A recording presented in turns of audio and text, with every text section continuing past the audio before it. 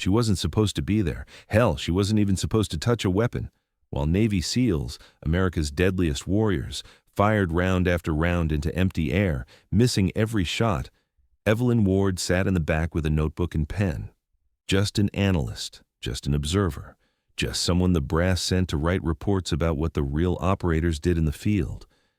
But when the ambush came, when the mortars started falling and the SEALs realized they were trapped in a kill zone designed specifically to destroy them, she did something that changed everything. She set down her notebook, picked up a rifle no one knew she had, and walked into that valley of death alone. Before I show you what really happened that day, drop a comment telling us where you're watching from and hit subscribe, because what Evelyn did next turned the worst day in that SEAL team's history into a lesson they would never forget. The Chinook's rotors beat against the thin mountain air as it descended toward the landing zone. Through the open door, a rock stretched out below in shades of brown and gray, endless valleys carved by ancient rivers, ridgelines that looked like broken teeth against the sky, and somewhere down there, an enemy that had learned to use this terrain like a weapon. Staff Sergeant Evelyn Ward sat near the rear ramp, her compact frame pressed against the helicopter's cold metal frame.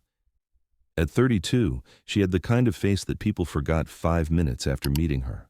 Unremarkable features, brown hair pulled back in a regulation bun, wire-rimmed glasses that made her look more like a librarian than a soldier. She wore standard combat fatigues with no special insignia, no ranger tab, no airborne wings, nothing that would make anyone look twice. In her lap sat a ruggedized laptop and a stack of field notebooks. Intelligence analyst, her orders read. Observe SEAL team operations in mountainous terrain. Document tactics, techniques, and procedures for after-action review. Do not interfere with operational command. The SEALs barely acknowledged her presence. Chief Petty Officer Dylan Cross, the team leader, had given her a curt nod when she boarded, then turned his attention back to the mission brief. His men, 8 of America's most elite warriors, were focused, professional, running through final equipment checks with the kind of muscle memory that came from years of hard training. Petty Officer First Class Mason Burke sat across from Evelyn, his bulk making the troop seat look like it was built for children. He glanced at her once, then leaned toward his teammate. Perfect. Brass sends us a pencil pusher to watch us work, like we need someone taking notes while we're trying not to get killed. His voice was just loud enough for her to hear. Evelyn didn't react, didn't look up from the tablet where she was reviewing topographical maps. She'd heard it all before. The jokes, the dismissal, the assumption that because she carried a laptop instead of a machine gun, she didn't belong in the field. Let them think what they want, she told herself. It made everything easier. The helicopter flared hard, and everyone grabbed for handholds as the pilot wrestled with the turbulent air. They were coming in fast and low, using the terrain to mask their approach. Through the door, Evelyn could see the valley opening up below them, a natural corridor flanked by steep ridges, the kind of terrain that funneled movement and limited options. Her eyes tracked across the landscape with systematic precision, noting the cave entrances dotting the far slope, the scattered boulder fields that could hide anything, the single dirt road winding through the valley floor like a scar. It was beautiful in a harsh, unforgiving way. It was also a perfect ambush site. The Chinook touched down in a cloud of dust, and the SEALs were moving before the wheels fully settled. They flowed out of the bird in a tactical formation, weapons up, covering sectors, professional and efficient. Evelyn waited until they had established a perimeter, then gathered her gear and followed. The heat hit her like a physical force. It was barely 0800 hours, but the Iraqi sun was already brutal, baking the rocks until they radiated heat like an oven. Dust devils danced across the valley floor, and the wind came in sharp gusts that made you squint and taste grit. Chief Cross was conferring with his lead scout when Evelyn approached. He glanced at her, expression neutral but not welcoming. Stay close to the command element. Don't wander off. And if things get hot, you hit the dirt and stay down until we tell you otherwise. Clear. Crystal, Chief. Good. We've got intelligence suggesting enemy fighters are using these caves as a staging area. Our job is to observe, identify, and report. If we get a clear shot at high-value targets, we're authorized to engage. but this is primarily a recon mission." Evelyn nodded, making mental notes even though she'd already memorized the operational brief. Cross turned back to his men, and she drifted toward the rear of the formation, finding a position where she could observe without getting in the way. The team began to move, climbing toward a ridge that would give them overwatch of the valley below. The terrain was treacherous, loose shale that wanted to slide under every step, outcroppings that required careful navigation, exposure to anyone watching from above. But the SEALs moved through it with practiced efficiency, communicating through hand signals and brief radio calls. Evelyn kept pace easily, her breathing controlled despite the altitude and heat. She'd trained in mountains before, lots of mountains, in lots of countries whose names never appeared in her official service record. Her legs remembered the rhythm of uphill movement, the way you had to balance speed with sustainability, how to place your feet to minimize noise and maximize stability. They reached the ridge after 30 minutes of climbing. The view was spectacular and terrifying in equal measure. The valley spread out below them like a map, every fold and feature visible in the harsh morning light. And there, carved into the far slope, were the caves, dark mouths in the pale stone, any one of which could hide anything. The SEAL sniper team began setting up their hide. Petty Officer 2nd Class Nathan Pierce and his spotter, Petty Officer 3rd Class Alex Ramirez, worked with practiced precision, assembling their rifle, arranging camouflage, calculating ranges and wind speeds. Pierce was a legend in the teams, credited with dozens of confirmed kills across 3 combat deployments. If anyone could reach out and touch targets at these distances, it was him. Evelyn found a position behind a low rock formation, pulled out her binoculars, and began her own observations. Through the lenses, the valley resolved into layers of detail, heat shimmer rising from sun-baked stone, vegetation patterns that suggested water sources, shadow and light playing tricks on depth perception, and the wind. God, the wind was complicated. It came in gusts from different directions, swirling through the valley in patterns that seemed almost random. She watched dust devils form and dissolve, tracked how the air moved differently at different elevations, noted the thermal currents rising from the darker rocks. "Target," Ramirez said quietly. "Multiple military-age males, 600 meters, moving between Cave Complex Alpha and Bravo." Through her optics, Evelyn spotted them. 5 fighters, AK-47s slung casually across their backs, moving with the confidence of people who didn't expect to be observed. They paused in the open, talking, gesturing, completely exposed. Pierce settled behind his rifle, his breathing slowing as he entered that zen state that all great shooters cultivated. "Wind is 2 to 3 miles per hour, left to right. Range 620.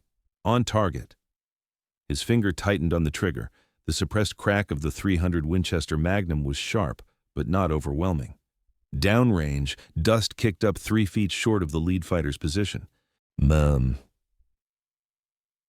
"Miss," Ramirez said, surprise evident in his voice. "Come up, come right." Pierce made adjustments and fired again. This time the round sparked off the rocks 5 feet to the left of the targets.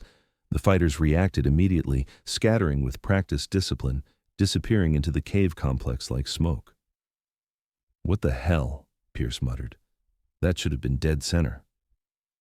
From her position, Evelyn watched heat shimmer dance across her field of view. The valley was a thermal cauldron, creating vertical columns of rising air that bent light and, more importantly, bent the path of bullets traveling through it. The wind wasn't just horizontal, it was 3-dimensional, pushing and pulling in ways that standard ballistic calculations didn't account for. She said nothing, just watched, just took notes, just did her job. The situation deteriorated faster than anyone expected. After Pierce's misses, Chief Cross authorized a second sniper element to set up on a different angle. Petty Officer 1st Class Emma Torres and her spotter found a position 200 meters north along the ridge, hoping a different perspective would yield better results. More targets appeared, emboldened by the failed shots. They moved with increasing confidence, some even pausing to look up at the ridge, trying to spot the snipers who'd just announced their presence. It was an invitation. Shoot at us, waste your ammunition, reveal your positions. Torres fired. Her round went high, striking the cliff face above the targets. Pierce fired again, low and left, nowhere near the intended point of impact. "This is impossible," Ramirez said, frustration cracking his professional composure. "We're doing everything right. The math is perfect, but it's like shooting through water." Because you are, Evelyn thought, thermal water made of air and heat and physics that don't behave the way you learned in sniper school. Chief Cross crawled over to Pierce's position, his face tight with concern. "Talk to me. What's happening?" "The wind, Chief." "It's not consistent. Every shot is getting pushed differently. The thermals are creating updrafts and downdrafts. It's like the air is swirling." Cross turned to look at the valley, seeing it now not as terrain but as a tactical problem that had no conventional solution. His team had some of the best shooters in the military, and they couldn't hit targets that were practically standing still. That's when the enemy responded. The first mortar round shrieked out of the sky and impacted 50 meters below their position, throwing up a geyser of dust and fragmented rock. The sound echoed across the valley like thunder. "Incoming!" someone shouted unnecessarily. The second round landed closer. The third landed close enough that shrapnel sang past their position, and Petty Officer Second Class Carlos Mendez screamed as a fragment opened up his left arm. "They've got us bracketed," Burke shouted, already pulling Mendez into cover. "We need to displace." But there was nowhere to go. The ridge behind them dropped off steeply. The approach they'd climbed was exposed to the mortar fire. Moving laterally would just expose them to more angles of attack. They were pinned, and the enemy knew it. Small arms fire began snapping across their position. Rounds cracked past heads, sparked off rocks, forced everyone down into whatever cover they could find. And it wasn't random fire. It was disciplined, coordinated, covering fire designed to keep them suppressed while the mortars walked closer. Pierce tried another shot, but the incoming fire made it impossible to hold steady. His round went wild, and he cursed with the frustration of a craftsman whose tools had suddenly stopped working. "This is wrong," Cross said, his voice carrying an edge Evelyn had never heard in a SEAL before. "This feels like an ambush, like they were waiting for us." Because they were, she thought, watching the pattern of the enemy fire. "This isn't random. This is rehearsed. They've trained for this exact scenario. How to deal with American overwatch positions, how to exploit the terrain, how to turn our advantages into disadvantages." Another mortar. This one landed close enough that the blast wave slapped against them like a physical hand. Ramirez went down with shrapnel in his leg, and the corpsman was already scrambling toward him. "We're taking casualties," Cross said into his radio, calling back to headquarters. "Request immediate air support. We are combat ineffective and pinned down." The radio crackled back. "Air support is 18 minutes out. Can you hold?" 18 minutes. It might as well have been 18 hours. The enemy fire was intensifying, not slackening. More fighters were appearing, maneuvering through the cave complex with the confidence of people who knew they had their enemies exactly where they wanted them. Evelyn watched it all through her binoculars, her mind cataloging details, even as the professional soldiers around her scrambled for survival. She saw the pattern now. 3 interlocking positions, each covering the others, creating a crossfire that made movement suicidal. She saw the mortar team adjusting their aim with precision that spoke of forward observers calling corrections. She saw the commander, a figure who hung back, directing the battle with hand signals. And she saw the thermal patterns in the valley, the invisible rivers of air that were defeating every American attempt to return fire effectively. Someone was going to die if this continued. Probably multiple someones. The corpsman was already working on his second casualty, and the ammunition counters were dropping toward numbers that made squad leaders nervous. Evelyn set down her binoculars with the kind of careful precision someone might use when making a decision they'd been avoiding. Then she reached into her pack and pulled out something that definitely wasn't on any analyst's standard equipment list. The rifle was compact, black, custom-modified in ways that spoke of serious money and serious purpose. A .308 precision rifle, suppressed with an optic that cost more than most cars.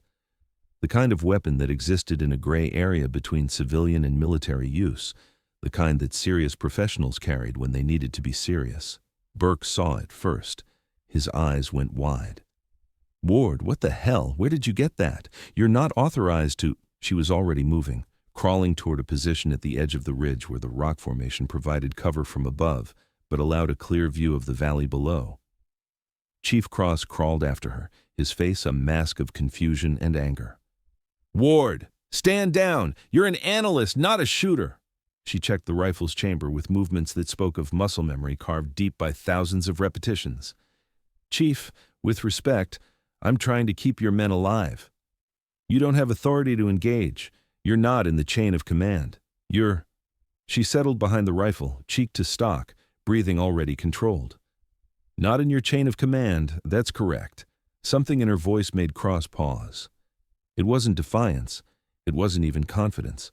It was the calm certainty of someone who'd done this before, who knew exactly what was about to happen and was simply preparing to execute a familiar task. Through her scope, the valley resolved differently than it had through the binoculars.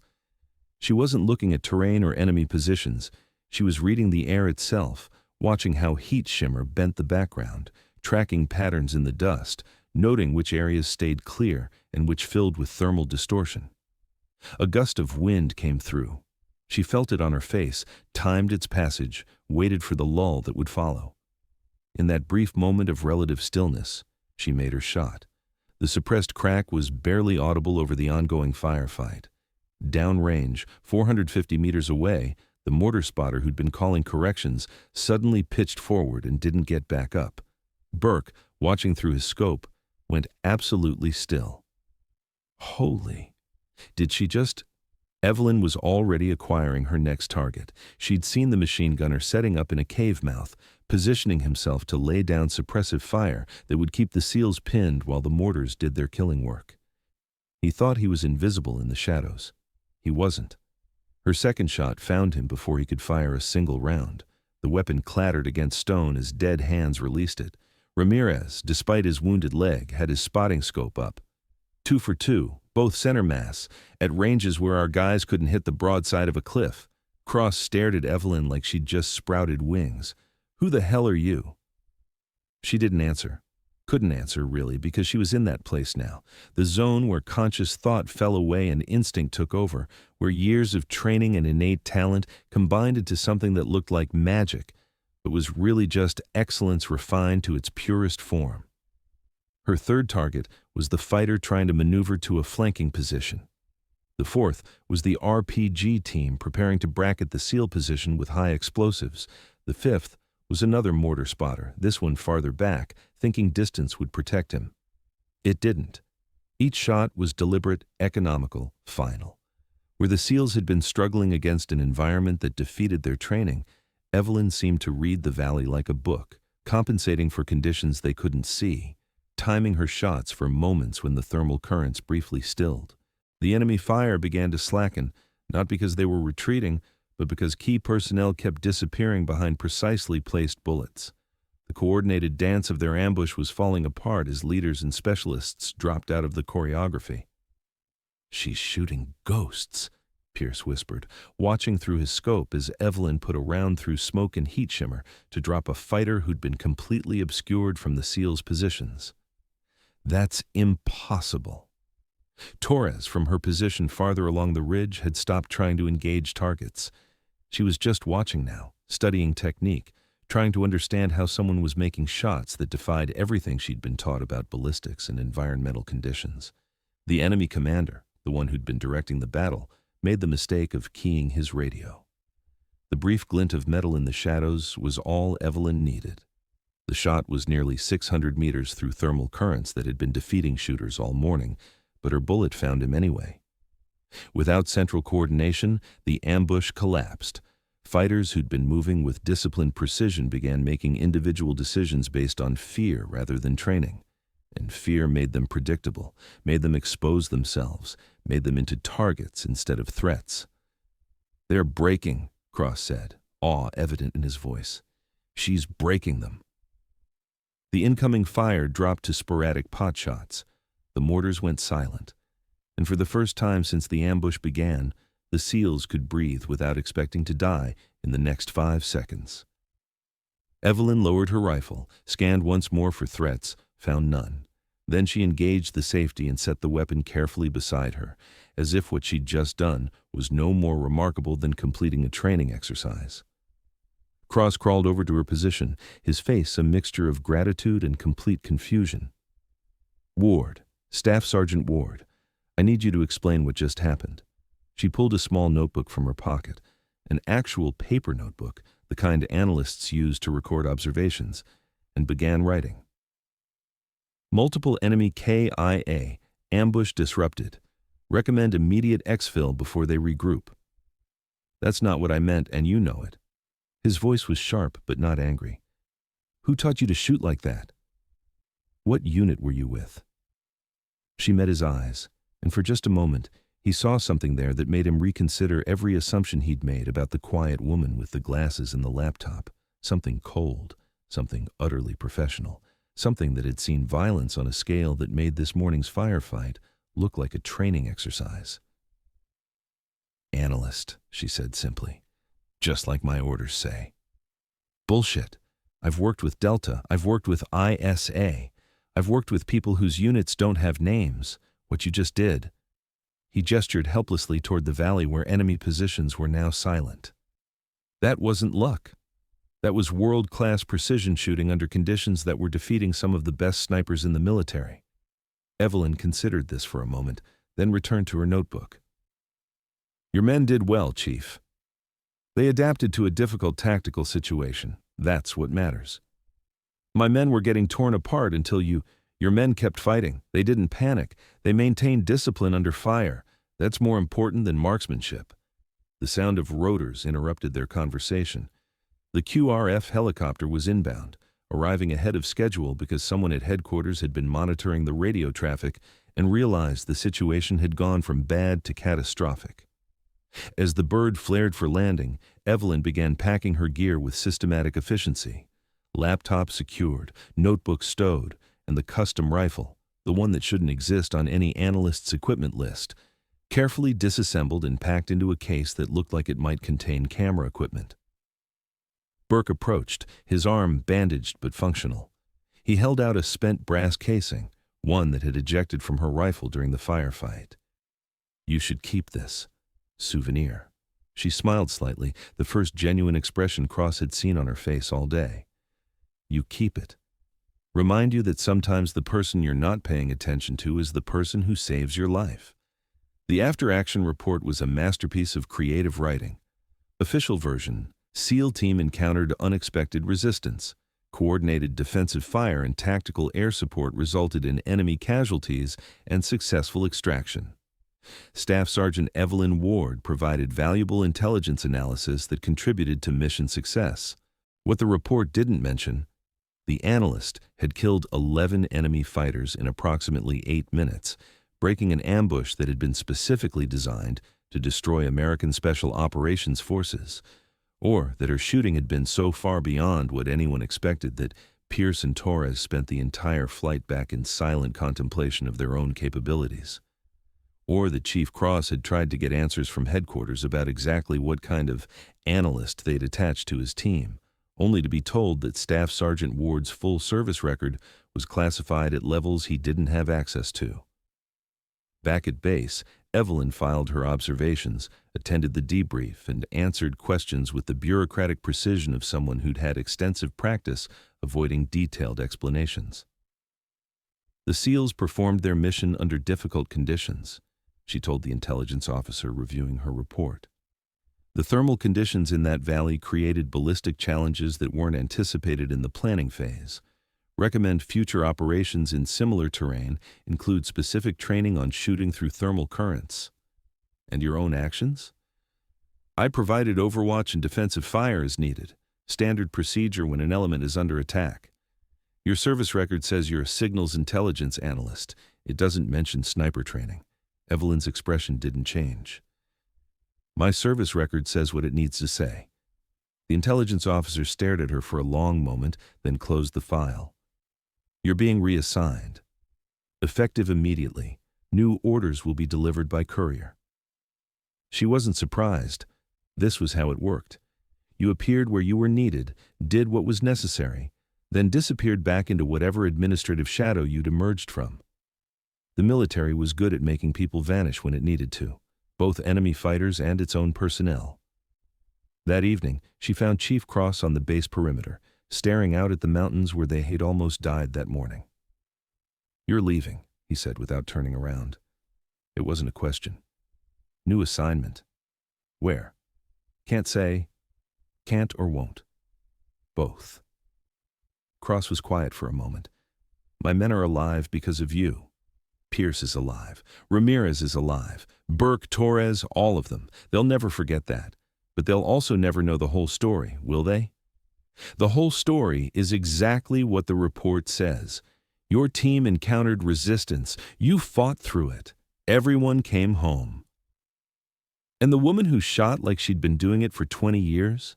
The analyst who carried a custom rifle and made impossible shots look routine?" Evelyn smiled slightly. "Sometimes the best analysts are the ones who've spent time in the field. Helps you understand what the data really means." "That's the line you're going with?" "It's a good line. Clean. Fits the narrative." Cross turned to look at her directly. "I've been in this business a long time. I've worked with people who don't officially exist, people who do things that never officially happen. And I learned that the best ones are the ones you never see coming. The ones who look like they belong in an office somewhere, pushing papers and analyzing reports." "Sounds very dramatic, Chief. Am I wrong?" She didn't answer, just looked out at the mountains, at the horizon where the sun was setting in bands of red and gold.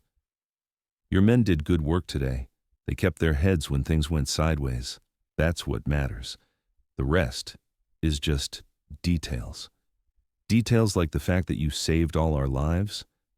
Details like the fact that you've got a good team who'll watch each other's backs. Hold on to that. It's rarer than you think." The courier arrived the next morning with sealed orders. By noon, Evelyn was on a transport heading to another assignment in another country where she would probably adopt another role that had nothing to do with what she actually did. The SEALs watched her leave with a mixture of respect and confusion that would never fully resolve. Burke had the brass casing mounted and hung in the team room, not as a trophy, but as a reminder that the most dangerous people were often the ones you dismissed, the ones you never saw as threats until the moment they chose to be. Pierce spent hours researching long-range precision shooting through thermal distortions, trying to understand how she'd done what she'd done. He never quite figured it out, but it made him a better shooter, so he figured the education was worth the frustration. And Chief Cross.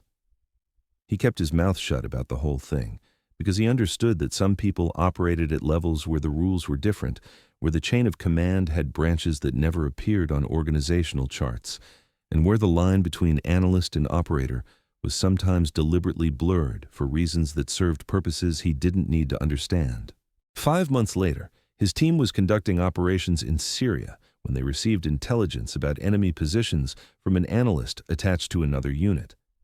The report was comprehensive, detailed, and tactically brilliant, showing not just where the enemy was, but how they would react, what they would do, where they would be vulnerable.